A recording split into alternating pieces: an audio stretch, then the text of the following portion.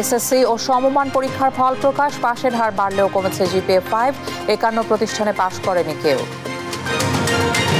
শিক্ষায় ব্যয়কে বিনিয়োগ মনে করে সরকার, বললেন প্রধানমন্ত্রী। ছেলেদের পিছিয়ে পড়ার কারণ খুঁজে বের করার নির্দেশ। কি কারণে আমাদের ছাত্ররা কমে যাচ্ছে? পাশের হারের ক্ষেত্রে দেখা যায় অনেক ক্ষেত্রে মেয়েরাই অগ্রগামী। নির্বাচনের পর দেশের সংকট আরও গভীর হয়েছে দাবি মির্জা ফখরুলের।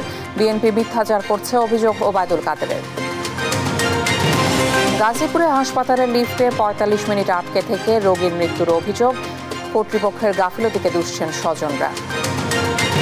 লিফটে ওঠার পর ৪৫ মিনিট লিফটটা স্টপ।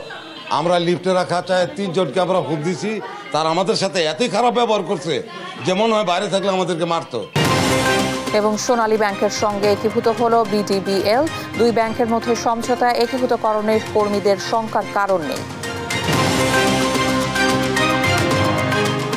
আমন্ত্রণ সংবাদ রাতে দেখছিলেন সংবাদ শিরোনাম, সঙ্গে আমি ইশিকা আজিজ। শুরুতেই ফ্রুটিকার সৌজন্যে এসএসসি ও সমমান পরীক্ষার ফলাফল।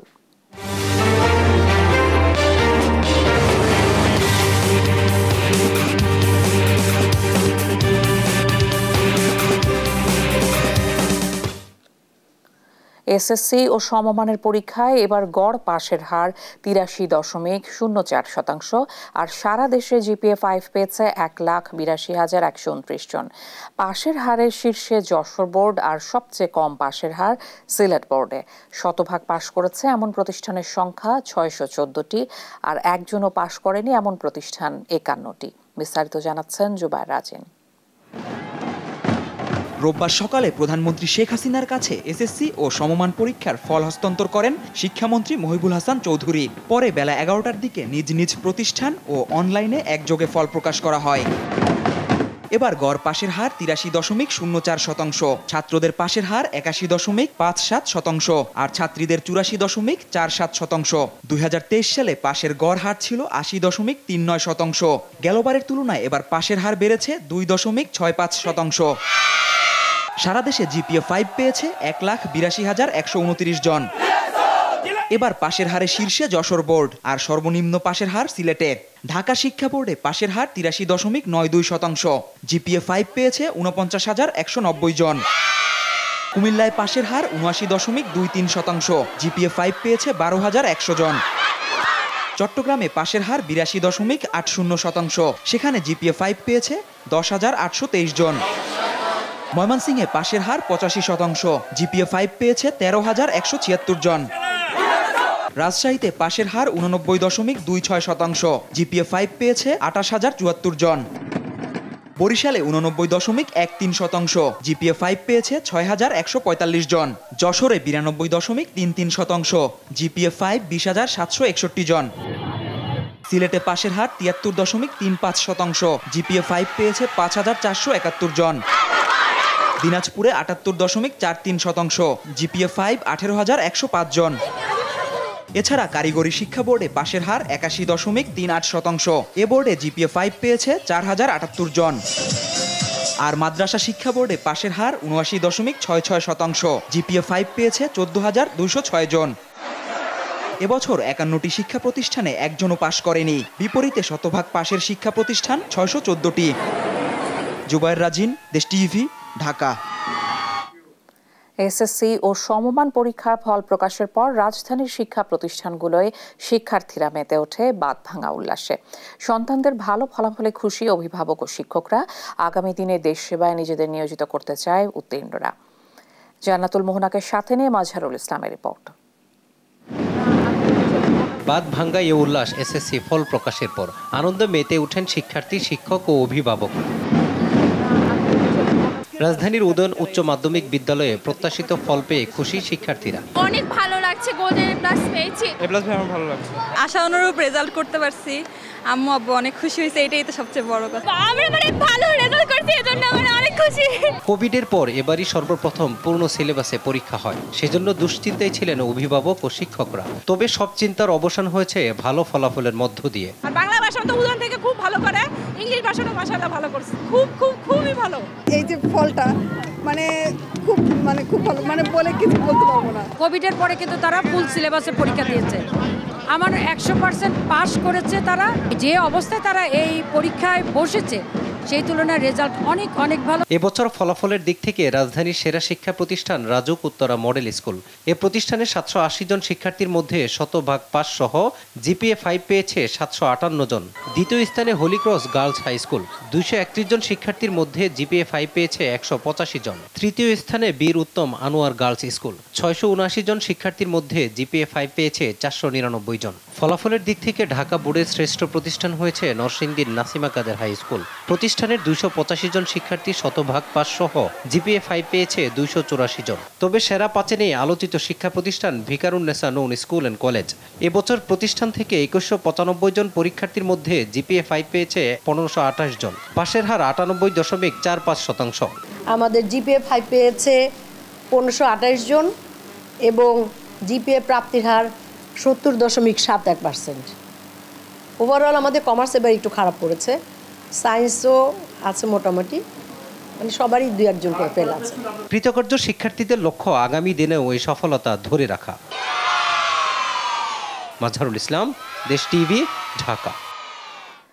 এসএসসি ও সমমান পরীক্ষার ফলাফল প্রকাশের পর সারা দেশের শিক্ষা প্রতিষ্ঠানগুলো রূপ নেয় উৎসবের প্রাঙ্গণে। নিজ নিজ প্রতিষ্ঠানে নেচে গেয়ে বাদ্য বাজিয়ে উত্তীর্ণ শিক্ষার্থীরা আনন্দ উদযাপন করে। কাঙ্ক্ষিত ফল পেয়ে খুশি শিক্ষার্থী, শিক্ষক ও অভিভাবকরা। সহকর্মীদের তথ্যচিত্রে শুভশ্রী রায়ের প্রতিবেদন। শিক্ষা জীবনের প্রথম পাবলিক পরীক্ষায় সর্বোচ্চ ফলাফল পেয়ে আনন্দে জোয়ারে ভাসে শিক্ষার্থীরা। রোববার সারা দেশে এক একটি শিক্ষা প্রতিষ্ঠান যেন হয়ে ওঠে উৎসবের প্রাঙ্গণ। ফলাফল প্রকাশের পরপরই সশরীরে ফল জানতে স্কুলে আসতে শুরু করেন শিক্ষার্থীরা। দীর্ঘ পরিশ্রমের পর ভালো ফলের আনন্দ ভাগাভাগি করেন সহপাঠীর সঙ্গে। ময়মনসিংহ শিক্ষা বোর্ডে ফলাফল ঘোষণার পর উল্লাসে মাতেন শিক্ষক, শিক্ষার্থী ও অভিভাবকরা। পাশাপাশি নিজ প্রতিষ্ঠান ও শিক্ষকের কৃতিত্ব তুলে ধরেন তারা।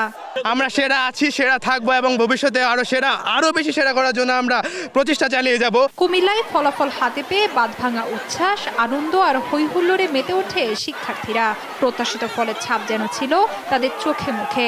সন্তানের ভালো ফলে খুশি অভিভাবকরাও। ভালো ফলাফলের পেছনে শিক্ষকদের অবদানের কথা স্বীকার করেন তারা। প্রথমত আমার মা বাবা সবচেয়ে বেশি অবদান, তারপর আমার আত্মীয় স্বজন যারা ছিল, মামা, ফুপু, তাদের অবদান অনেক বেশি। আজকে আমার মেয়ে গোল্ডেন এ প্লাস পাইছে, এটার জন্য আল্লাহ তাআলার কাছে শুকরিয়া। বরিশাল বোর্ডের শিক্ষার্থীরা ফল পেয়ে সামনে আরো ভালো কিছু করার প্রত্যাশা জানান। সেই সাথে কৃতজ্ঞতা জানান অভিভাবক ও শিক্ষকদের প্রতি। এসএসসিতে 100% পাস সহ দেশ সেরা ফলাফল অর্জন করেছে নরসিংদীর নাসিমা কাদের মোল্লা হাই স্কুল অ্যান্ড হোমস। রাজধানী সহ দেশের নামিদামি শিক্ষা প্রতিষ্ঠানকে পিছনে ফেলে এমন আকাশচুম্বী সাফল্যে খুশি বিদ্যালয়ের শিক্ষার্থী, শিক্ষক ও অভিভাবকরা। এটা অনেক বড় একটা সাফল্য যে আমরা কিছু করতে পারছি স্কুলের জন্য। অবশ্যই এটা আমাদের বাংলাদেশের সেরা একটা স্কুল। খুলনায় সকাল থেকে শিক্ষার্থী ও অভিভাবকরা এসে জড়ো হন বিদ্যালয় প্রাঙ্গণে। উৎসব মুখর পরিবেশে ফলাফলের আনন্দ উদযাপন করেন সহপাঠীদের সঙ্গে। সবাই প্রায় 1100-র উপরে মার্ক ক্যারি করেছে। এটা আসলে খুবই আনন্দের ব্যাপার, কল্পনাটা বাস্তবায়ন হওয়ার মতো একটা অনুভূতি। এবার পাশের হারের শীর্ষে যশোর শিক্ষা বোর্ড, যেখানে পাশের হার 92.3%। শিক্ষার্থীদের কঠোর অধ্যবসায়, শিক্ষক অভিভাবকদের সমন্বিত চেষ্টায় এই ফলাফল, বলছেন এই বোর্ডের পরীক্ষা নিয়ন্ত্রক। এখানে শিক্ষক, শিক্ষার্থী, অভিভাবক, যশোর বোর্ডে একটা সামাজিক প্রতীক, এই জাগরণটা আমরা তৈরি করতে পেরেছি। এই জাগরণটা ফলাফলে আমরা পজিটিভ দেখতে পাচ্ছি। এছাড়া অন্যান্য জেলাতেও ভালো ফলাফলে বাঁধভাঙা উল্লাসে মেতে ওঠেন শিক্ষার্থীরা। শুভশ্রী রায়, নিউজ ডেস্ক, দেশ টিভি।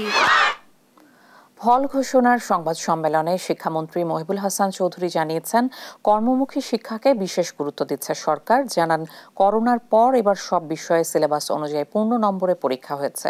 ঈদুল আজহার পর শিক্ষা প্রতিষ্ঠানে শনিবারের ছুটি ফিরতে পারে বলে তথ্য দেন শিক্ষামন্ত্রী। জয় যাদবের রিপোর্ট।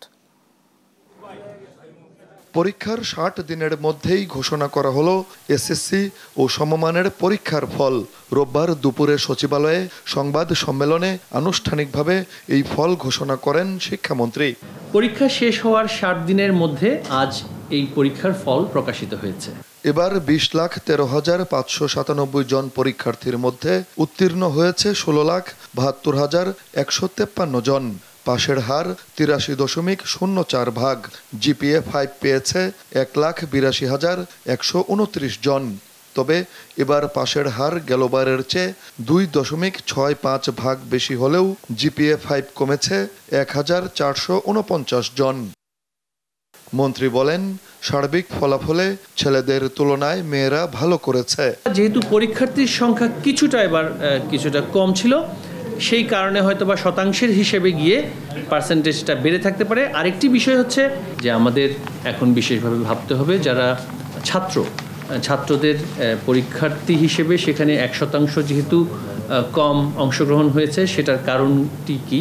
সাংবাদিকদের প্রশ্নের জবাবে শিক্ষামন্ত্রী বলেন, ঈদুল আজহার পর শিক্ষা প্রতিষ্ঠানে শনিবারের ছুটি বহাল হবে। আমরা তো অবশ্যই চাই যে শিক্ষকদেরও তো একটা সময় সেটা বিশ্রামের প্রয়োজন আছে এবং শিক্ষার্থীদেরও বিশ্রামের প্রয়োজন আছে। যে অতিমাত্রায় চাপ দিয়ে সব দিন তাদেরকে শ্রেণীকক্ষে পাঠদান করার ক্ষেত্রে যে আসলে আমরা অনেক বেশি শিক্ষণফল অর্জন করব তা কিন্তু নয়। তাই এটা একটা সাময়িক একটা বিষয়। আমরা আশা করছি যে আগামী ঈদুল আজহার পরে এটা আমাদেরকে হয়তোবা কন্টিনিউ করতে হবে না। তিনি জানান, চাকরির বয়সসীমা ৩৫ বছর না করার সিদ্ধান্ত সরকারের। এটা বৃদ্ধি করার বিষয়ে এই মুহূর্তে যে কোনো সিদ্ধান্ত নেই সেটা বলে দেওয়া হয়েছে। 1% মাত্র যারা চাকরি পায় তারা 30 বছর বয়সী। সুতরাং যেখানে 1% মাত্র, সেখানে 35 করলে আর কতই বা বাড়বে সেটা তো পরিষ্কার বোঝা যাচ্ছে। সেটা জনপ্রশাসন মন্ত্রী মহোদয় আমাকে ব্যাখ্যা করে দিয়েছেন। সেটা নিয়ে এখন আর জলঘোলা করার কোনো তাদের করা উচিত হবে না বলে আমি মনে করি। কর্মসংস্থানের বিষয়টি বিবেচনায় রেখে সরকার কর্মমুখী শিক্ষাকে উদ্বুদ্ধ করছে বলেও জানান শিক্ষামন্ত্রী। কর্মমুখী শিক্ষাটাকে আমরা শিক্ষার্থীদের মধ্যে উৎসাহিত করতে চাই। জয় যাদব, দেশ টিভি, ঢাকা। এর আগে আনুষ্ঠানিকভাবে এসএসসি ও সমমানের পরীক্ষার ফল ঘোষণা করেন প্রধানমন্ত্রী শেখ হাসিনা। গণভবনে তাঁর কাছে ফল হস্তান্তর করেন শিক্ষামন্ত্রী ও বোর্ড চেয়ারম্যানরা। এ সময় প্রধানমন্ত্রী শিক্ষায় কেন ছেলেরা পিছিয়ে যাচ্ছে সে কারণ খুঁজে দেখার নির্দেশ দেন। বিস্তারিত মাহমুদ হাসানের রিপোর্টে। গণভবনে আনুষ্ঠানিকভাবে এসএসসি ও সমমানের ফল প্রধানমন্ত্রীর কাছে হস্তান্তর করেন শিক্ষামন্ত্রী ও বোর্ড প্রধানরা। ফল ঘোষণার আগে দেয়া বক্তব্যে প্রধানমন্ত্রী বলেন, ৭৫ পরবর্তী সরকারগুলো ছাত্রদের হাতে অস্ত্র তুলে দিয়ে শিক্ষার পরিবেশ নষ্ট করেছিল। আওয়ামী লীগ ক্ষমতায় এসে শিক্ষার সুষ্ঠু পরিবেশ ফিরিয়ে এনেছে। মেধাবী ছাত্রদের হাতে অর্থ তুলে দিয়ে নারী শিক্ষার হার বাড়াতে তার সরকারের নেওয়া নানা পদক্ষেপের কথা উল্লেখ করে সরকার প্রধান বলেন, ছাত্রীদের চেয়ে ছাত্ররা কেন পিছিয়ে যাচ্ছে তা খতিয়ে দেখতে হবে। এখন থেকে আমাদেরও সেটা উদ্যোগ নিতে হবে যে কি কারণে আমাদের ছাত্ররা কমে যাচ্ছে। পাশের হারের ক্ষেত্রে দেখা যায় অনেক ক্ষেত্রে মেয়েরাই অগ্রগামী, সেটা খুব ভালো কথা, কিন্তু তারপর আমি বলবো যে এই বিষয়টার দিকে আমাদের দৃষ্টি দিতে হবে। প্রধানমন্ত্রী বলেন, শিক্ষায় ব্যয়কে সরকার বিনিয়োগ মনে করে। বিশ্বে প্রতিযোগিতা করার মতো শিক্ষা ব্যবস্থা গড়া তার সরকারের লক্ষ্য। শিক্ষিত জনগোষ্ঠী ছাড়া কখনো কোনো উন্নতি করা যায় না, এটাই বাস্তবতা।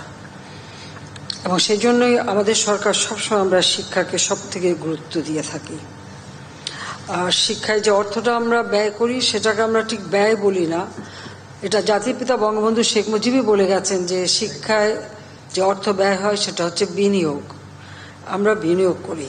বিশ্ব পরিমণ্ডলে প্রতিযোগিতার সাথে টিকে থাকার উপযোগী শিক্ষা ব্যবস্থায় আমরা প্রবর্তন করতে চাই। প্রাক প্রাথমিক শিক্ষাকে আরো সহজ ও আরো আনন্দময় করার নির্দেশও দেন প্রধানমন্ত্রী শেখ হাসিনা। প্রি প্রাইমারিটাও আমরা আওয়ামী লীগ সরকারই শুরু করেছে। ওই প্রি প্রাইমারির সময়ও বাচ্চাদের হাতে খেলনার মাধ্যমেই কিন্তু তারা অনেক কিছু তৈরি করা বা অনেক কিছু শেখার সুযোগ আছে, তাদের জন্য ওই সুযোগটা তৈরি করে দেওয়া। তারা দেখবে, খেলবে, রং বিভিন্ন কালারে দেওয়া হবে এক একটা, সেইভাবে তারা শিখে যাবে।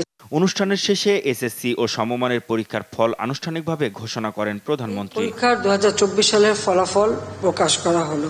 মাহমুদ হাসান, দেশ টিভি, ঢাকা। ফ্রুট পাল্প থেকে শতভাগ অ্যাসেপ্টিক পদ্ধতিতে প্রস্তুত প্রিজারভেটিভ মুক্ত ফ্রুটিকা মানে ফ্রুটসের গুডনেস। আর সংবাদ রাতে আরো থাকছে, পরীক্ষার্থীদের শরীরে স্পর্শকাতর জায়গায় ডিজিটাল ডিভাইস, মিলছে প্রশ্নপত্রের সমাধান, প্রশ্ন ফাঁস চক্রের 7 জনকে গ্রেপ্তার। গাজীপুরের শহীদ তাজউদ্দিন আহমদ মেডিকেল কলেজ হাসপাতালের লিফটে আটকে এক রোগীর মৃত্যুর অভিযোগ উঠেছে। এ ঘটনায় হাসপাতাল কর্তৃপক্ষের গাফিলতিকে দায়ী করছেন নিহতের স্বজনরা। সহকর্মী নজরুল ইসলামের পাঠানো তথ্য ও ছবিতে আপন অপুর রিপোর্ট। রোববার বুকে ব্যথা নিয়ে গাজীপুরের শহীদ তাজউদ্দিন আহমেদ মেডিকেল কলেজ হাসপাতালে আসেন 53 বছর বয়সী মমতাজ বেগম। মেডিসিন বিভাগে ভর্তির পর পরীক্ষা নিরীক্ষায় জানা যায় তার হার্টে সমস্যা। নিহতের পরিবার জানায় চিকিৎসকের পরামর্শে সকাল 9:30টার দিকে 11 তলা থেকে লিফটে 4 তলার হৃদরোগ বিভাগে নেওয়া হচ্ছিল মমতাজ বেগমকে। লিফটে অন্য রোগী ও তাদের স্বজনরাও ছিল। 9 তলার মাঝামাঝি গিয়ে আকস্মিক বন্ধ হয়ে যায় লিফট। স্বজনদের অভিযোগ 3 জন লিফটম্যানকে জানানোর পরও নেওয়া হয়নি ব্যবস্থা।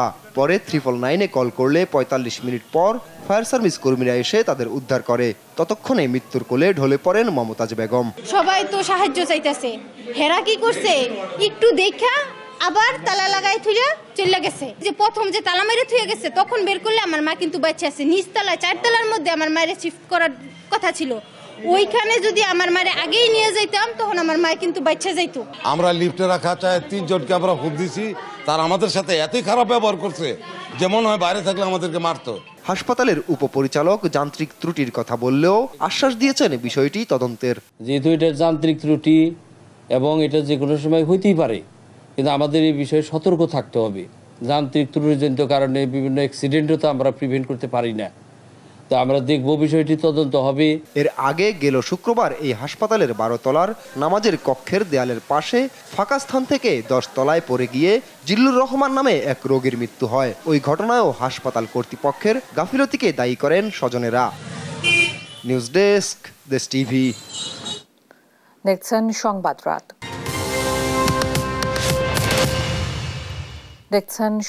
রাত।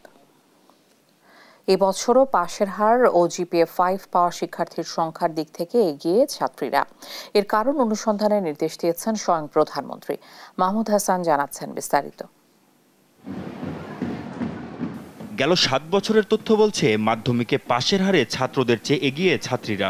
এবছরেও পাশের হার ও জিপিএ 5 পাওয়া শিক্ষার্থীদের সংখ্যার দিক দিয়ে এগিয়ে ছাত্রীরা। এবার এসএসসি ও সমমানের পরীক্ষায় অংশ নেওয়া ছাত্র সংখ্যা 9,99,417 আর ছাত্রীদের সংখ্যা 10,37,825। ছাত্রের তুলনায় ছাত্রী বেশি 38,408 জন। চলতি বছর 84.47% ছাত্রী মাধ্যমিক ও সমমানের পরীক্ষায় পাশ করেছে। বিপরীতে ছাত্র পাশের হার 81.57%। ছাত্রদের চেয়ে ছাত্রী পাশের হার প্রায় 3% বেশি। জিপিএ 5 পাওয়া শিক্ষার্থীদের মধ্যেও বড় ব্যবধানে এগিয়ে ছাত্রীরা। এবার মোট জিপিএ 5 পাওয়া শিক্ষার্থীদের সংখ্যা 1,82,129 জন। তাদের মধ্যে 83,353 জন ছাত্র আর 98,776 জন ছাত্রী। ছাত্রী বেশি 15,423 জন। রোববার সকালে গণভবনে মাধ্যমিক পরীক্ষার ফল আনুষ্ঠানিকভাবে প্রকাশ করেন প্রধানমন্ত্রী শেখ হাসিনা। এ সময় পরীক্ষায় ছাত্রীদের তুলনায় ছাত্র সংখ্যা কমে যাওয়া এবং নিয়মিতভাবে ছাত্রদের পিছিয়ে থাকার কারণ খুঁজতে নির্দেশ দেন সরকার প্রধান। এখন থেকে আমাদেরও সেটা উদ্যোগ নিতে হবে যে কি কারণে আমাদের ছাত্ররা কমে যাচ্ছে। পাশের হারের ক্ষেত্রে দেখা যায় অনেক ক্ষেত্রে মেয়েরাই অগ্রগামী, সেটা খুব ভালো কথা, কিন্তু তারপর আমি বলবো যে এই বিষয়টার দিকে আমাদের দৃষ্টি দিতে হবে। চলতি বছর 9টি সাধারণ বোর্ডে 82.39% ছাত্র আর ছাত্রী পাস করেছে 85%। মাহমুদ হাসান, দেশ টিভি, ঢাকা। 7 জানুয়ারি নির্বাচনে সংকট আরো গভীর হয়েছে তা আওয়ামী লীগ উপলব্ধি করতে পারছে না বলে মন্তব্য করেছেন বিএনপি মহাসচিব মির্জা ফখরুল ইসলাম আলমগীর। বলেন, পরিকল্পিতভাবে দেশকে ব্যর্থ রাষ্ট্রে পরিণত করেছে সরকার। সকালে সংবাদ সম্মেলনে এসব কথা বলেন মির্জা ফখরুল। বিস্তারিত সাইফুল রিপনের প্রতিবেদনে। গেল ৮ মে দলের স্থায়ী কমিটির বৈঠকের আলোচনার নানা বিষয়বস্তু নিয়ে রবিবার গুলশানে বিএনপি চেয়ারপারসনের রাজনৈতিক কার্যালয়ে সংবাদ সম্মেলন করেন দলের মহাসচিব মির্জা ফখরুল ইসলাম আলমগীর। বিএনপি মহাসচিব বলেন, বৈঠকে বিচার বিভাগকে ব্যবহার করে দলের নেতাকর্মীদের ফরমাইশি সাজার নিন্দা জানানোর পাশাপাশি দুর্নীতির খবর ধামাচাপা দিতে বাংলাদেশ ব্যাংকে সাংবাদিক প্রবেশের নিষেধাজ্ঞারও প্রতিবাদ জানানো হয়। ফিনান্সিয়াল সেক্টরটাতে আপনার সবচেয়ে বেশি দুর্নীতি চলছে। 91 থেকে 2008 সালের মধ্যে গণতান্ত্রিক সরকার দেশের অর্থনীতির শক্ত ভিত্তি তৈরি করলেও ক্ষমতাসীনরা তা স্বীকার করতে চায় না অভিযোগ করে বলেন, আজকের উন্নয়নের নামে যা হচ্ছে তা লুট। এই সরকার পরিকল্পিতভাবে এই রাষ্ট্রকে রাষ্ট্রে পরিণত করেছে। এই বিগত নির্বাচনে আওয়ামী লীগের সংকট আরো গভীর হয়েছে, সরকারের সংকট আরো গভীর হয়েছে, এবং ওনারা যদি এখনই সেটা উপলব্ধি না করেন এবং নির্বাচন চেষ্টা না করেন তাহলে ভবিষ্যৎ তাদের জন্য খুব ভালো না। বর্তমান সরকার জিয়া পরিবারকে নিশ্চিহ্ন করতে চায় অভিযোগ করে সাংবাদিকদের প্রশ্নের জবাবে ডোনাল্ড লুর বাংলাদেশ সফর নিয়ে মির্জা ফখরুল বলেন, বিএনপি দেশের জনগণ নিয়ে রাজনীতি করে। আমরা কে কাউকে আসনে আবাসন নিয়ে আমরা খুব ইন্টারেস্টেড না। আমরা মনে করি যে আমাদের বাংলাদেশের জনগণের উপরে আমাদের ভরসা, আমাদের পুরো আস্থা, সেই আস্থার উপরেই আমরা দাঁড়িয়ে থাকি। রাজনীতি আমরা করি বাংলাদেশের জনগণকে নিয়ে। এই যে কারিকুলাম যেগুলো করেছে আপনার প্রাইমারি স্কুলে, সেকেন্ডারি স্কুলে, ওখানে তো জিয়া রহমান নামগন্ধ তো নাই, পারলে ওকে এখন এই খলনায়ক হিসেবেই চিহ্নিত করে আপনার সরকারে বলতে থাকে। দেশনেত্রী বেগম খালেদা জিয়া এখন লড়াই করছেন তার জীবনের জন্য। পার্শ্ববর্তী দেশ ভারত থেকে আনা অনেক খাদ্যপণ্যে বিষাক্ত উপাদান পাওয়ার তথ্য তুলে ধরে আমদানি পণ্যের নিরাপত্তা নিশ্চিতে সরকার ব্যবস্থা নিচ্ছে না অভিযোগ করে সাধারণ মানুষকে সচেতন হওয়ার আহ্বান জানান বিএনপি মহাসচিব। দেশের নাগরিকদের স্বাস্থ্য সুরক্ষাকে অগ্রাধিকার দিয়ে বর্তমান তাবেদার সরকার আমদানি করা খাদ্যপণ্য যথাযথভাবে পরীক্ষা নিরীক্ষা করবে কিনা এই ব্যাপারে জনগণ যথেষ্ট সন্দিহান। সাইফুল রিপন, দেশ টিভি, ঢাকা। বিএনপি জয়ের গ্যারান্টি না পেলে নির্বাচনে অংশ নিতে চায় না বলে মন্তব্য করেছেন আওয়ামী লীগ সাধারণ সম্পাদক ওবায়দুল কাদের। অভিযোগ করেন, বিএনপি নেতারা শুধু মিথ্যাচার করছেন। ডোনাল্ড লুর সফর প্রসঙ্গে বলেন, দ্বিপক্ষীয় সম্পর্ক এগিয়ে নিয়ে যাওয়া এ সফরের লক্ষ্য। ইফতেখার রেজার রিপোর্ট, জানাচ্ছেন আহাদ চৌধুরী। রোববার বিকেলে ধানমন্ডিতে আওয়ামী লীগ সভাপতির রাজনৈতিক কার্যালয়ে দলের জরুরি সংবাদ সম্মেলন। ব্রিফিংয়ের শুরুতে এসএসসিতে উত্তীর্ণদের অভিনন্দন জানান দলের সাধারণ সম্পাদক ওবায়দুল কাদের। বিএনপি সংবাদ সম্মেলনে সত্যকে পাশ কাটিয়ে মিথ্যা তুলে ধরা হয় অভিযোগ করে বলেন, দেশ ও দেশের মানুষকে দেওয়ার মতো কিছুই নেই বিএনপির। তাদের সংবাদ সম্মেলন হলো সত্যকে পাশ কাটিয়ে অসত্য ও মিথ্যা তথ্য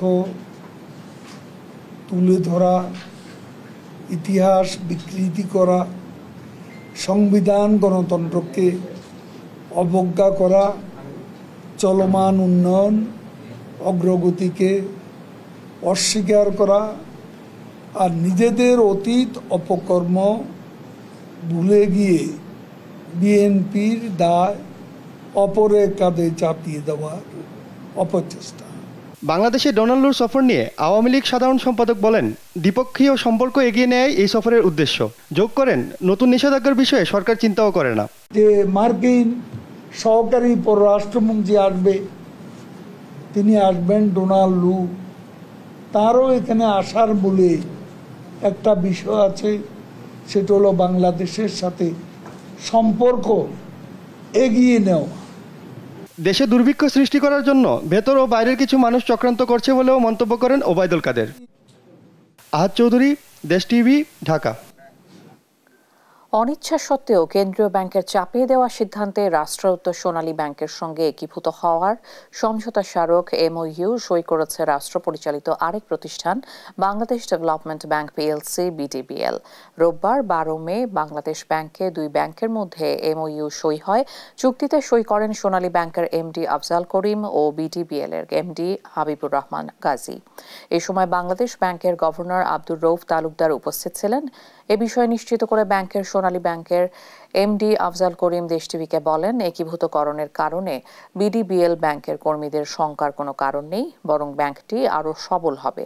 এমওইউ সইয়ের ফলে অডিট ফার্ম নিয়োগ নিয়ে পরবর্তী কার্যক্রম শুরু করবে বাংলাদেশ ব্যাংক। আমি যদি এখন মার্জ না হই তাহলে কিন্তু ফোর্সড মার্জারে আমাকে যেতে হবে এই আর্লি নেক্সট ইয়ার। সেই দিক থেকে বিডিবিএল পর্ষদ বিবেচনা করেছে যে তারা যেরকম বিডিবিএলকে গুড অপশন হিসেবে নিয়েছে, আমাদের জন্য the best option maybe Sonali bank. Audit firm নিয়োগ দেবে এবং অডিট ফার্ম দুটি ব্যাংকেরই কিন্তু অ্যাসেট লায়াবিলিটিস আলাদাভাবে ভ্যালুয়েশন করবে, and it may take another 3 to 6 months time. এবং তারপরে আরও কিছু ফর্মালিটিস আছে, সেটি কমপ্লিট হওয়ার পরে দুটি ব্যাংকের কমপ্লিট মার্জার হবে। পরীক্ষার্থীদের শরীরের স্পর্শকাতর স্থানে সেট করা হয় অত্যাধুনিক ডিজিটাল ডিভাইস। সেই ডিভাইসের মাধ্যমে বাহির থেকে প্রশ্নপত্রের সমাধান দেয় চক্রটি। চাকরি নিয়োগ পরীক্ষায় প্রশ্ন ফাঁসের অভিযোগে এমন একটি চক্রের 7 জনকে গ্রেপ্তার করেছে ডিবি পুলিশ। বিস্তারিত ফজলে আদিত্য রিপোর্টে। এরা চাকরি নিয়োগ পরীক্ষার প্রশ্ন ফাঁস করত। এই 7 জনকে রাজধানীর বিভিন্ন স্থান থেকে গ্রেপ্তার করেছে ডিবি পুলিশ। চক্রটি প্রশ্ন ফাঁসের জন্য ব্যবহার করত আধুনিক ইলেকট্রনিক ডিভাইস। এসব ডিভাইস ছেলে ও মেয়েদের শরীরের স্পর্শকাতর জায়গায় সেট করা হতো। বাইরে অপেক্ষা করত কয়েকজন, যারা ডিভাইসের মাধ্যমে প্রশ্নের উত্তর সরবরাহ করত। যাদের কাছে এটা থাকবে, এই রাউটার মানে অথবা ওই যে অন্তবাস এগুলো থাকবে, তারা ওখান থেকে বলবে, তারা শুনবে, শোনার পর সমান এসে সে বলবে হয়তো প্রশ্নের এর উত্তর হলো সি, বি এর উত্তর সি, এরকম বলবে, আর সে সময় দাগায় ফেলবে। এর বেশিক্ষণ না, অর্থাৎ 5-10 মিনিটের মধ্যে প্রশ্নটা পেয়ে 5-10 মিনিটের মধ্যে উত্তর শেষ। প্রাথমিকের সহকারী শিক্ষক নিয়োগ সহ বিভিন্ন পরীক্ষায় মোটা অঙ্কের টাকার বিনিময়ে প্রশ্ন ফাঁস করে আসছিল চক্রটি। তারা অত্যন্ত বড় মাপের অপরাধী, তারা আগেও এই অপরাধটি বিভিন্ন সময় করেছে, তাদের নামে মামলা রুজু আছে। এই 7 জনদের ধরার পর তারা যে আমাদের কাছে যে তথ্য দিলেন, সেটা হচ্ছে বিভিন্ন চাকরি নিয়োগ পরীক্ষায় প্রশ্নপত্র ফাঁস করে অত্যাধুনিক ডিজিটাল ডিভাইসের মাধ্যমে পরীক্ষার দিন প্রশ্ন উত্তর সরবরাহ করে লাখ লাখ টাকা হাতিয়ে নিচ্ছে। সময়ের সাথে সাথে আধুনিক প্রযুক্তি ব্যবহার করে প্রতারণা করছিল চক্রটি, বলেছে পুলিশ। এসব চক্রের মাধ্যমে কারো চাকরি হয়েছে কিনা তারও তদন্ত চলছে। ফজলে আদিত্য, দেশ টিভি, ঢাকা। সংবাদ রাতে আরো থাকছে। আজ ঘোষণা হতে পারে বাংলাদেশ দলের টি-20 বিশ্বকাপ স্কোয়াড। তাসকিনের ইনজুরি ভাবাচ্ছে টিম ম্যানেজমেন্টকে।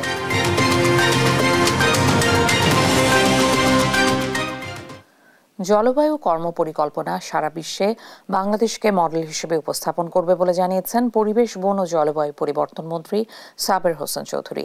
সকালে রাজধানীর 2 সিটি কর্পোরেশনের জন্য জলবায়ু কর্মপরিকল্পনার উদ্বোধনী অনুষ্ঠানে এই কথা বলেন তিনি। এ সময় নানা সমস্যা চিহ্নিত করে ঐক্যবদ্ধ কাজ করার প্রত্যয় ব্যক্ত করেন 2 সিটি মেয়র। MA আজিমের রিপোর্ট। জলবায়ুর বিরূপ প্রভাবে রাজধানীর সিটি কর্পোরেশনে পানি, বর্জ্য, স্বাস্থ্য, পরিবহন সহ 7টি সুনির্দিষ্ট বিষয়ে বর্তমান পরিস্থিতি তুলে ধরা হয় জলবায়ু কর্মপরিকল্পনার উদ্বোধনী অনুষ্ঠানে। এ সময় কার্বন নিঃসরণে বাংলাদেশ পিছিয়ে দাবি করে মেয়র আতিক বলেন, শুধু মুখেই অর্থ সহায়তার আশ্বাস দেয় উন্নত দেশগুলো, ক্ষতি মোকাবিলায় অর্থ আদায়ে শক্ত ভূমিকা নিতে হবে বাংলাদেশকে। তাদেরকে এই ক্লাইমেট ফান্ড অবশ্যই দিতে হবে। এখন সময় আসছে, আমরা দেখতে চাই বিশ্বের দেশগুলো কত টাকা দিয়েছে আমাদেরকে। তারা বড় বড় কথা বলে, কিন্তু তারা যখন টাকার কথা বলি তখন তারা কিন্তু কেউ দেয় না। তাই আজকে সোচ্চার হতে হবে আমাদের সবাইকে। প্রধানমন্ত্রীর নির্দেশনায় এশিয়ার মধ্যে বাংলাদেশে জলবায়ুর বিরূপ প্রভাব মোকাবিলায় সম্মুখ সারিতে লড়ছে উল্লেখ করে মেয়র তাপস বলেন, ঢাকার উজ্জ্বল ভবিষ্যৎ নিশ্চিত করবে জলবায়ু কর্মপরিকল্পনা। আমরা এই অত্র এশিয়া এলাকার মধ্যে আমরা ঢাকাকে সেই সম্মুখ সারিতে নিয়ে এসেছি। এখন শুধু আর কথা নয়, আমরা বাস্তবায়নে যাচ্ছি। জলবায়ুর নানা সমস্যা চিহ্নিত করে 25 মন্ত্রণালয়ের সমন্বয়ে 37,000 কোটি টাকা বরাদ্দ দেওয়ার কথা জানান পরিবেশ, বন ও জলবায়ু পরিবর্তন মন্ত্রী সাবের হোসেন চৌধুরী। আমি মাননীয় প্রধানমন্ত্রীকে ধন্যবাদ জানাই। প্রায় 37,000 কোটি টাকা আমরা কিন্তু বরাদ্দ দিয়েছি জলবায়ু পরিবর্তনের জন্য 25টা মন্ত্রণালয়ের মাধ্যমে 37,000 কোটি টাকা। কোন দেশ এটা করে? কিন্তু সেটা আমাদের জন্য যথেষ্ট না, তারপরেও আমাদের দরকার হবে। কর্মপরিকল্পনার সঠিক বাস্তবায়ন বিশ্বে বাংলাদেশকে মডেল করবে বলেও জানান মন্ত্রী। MA আজিম, দেশ টিভি, ঢাকা।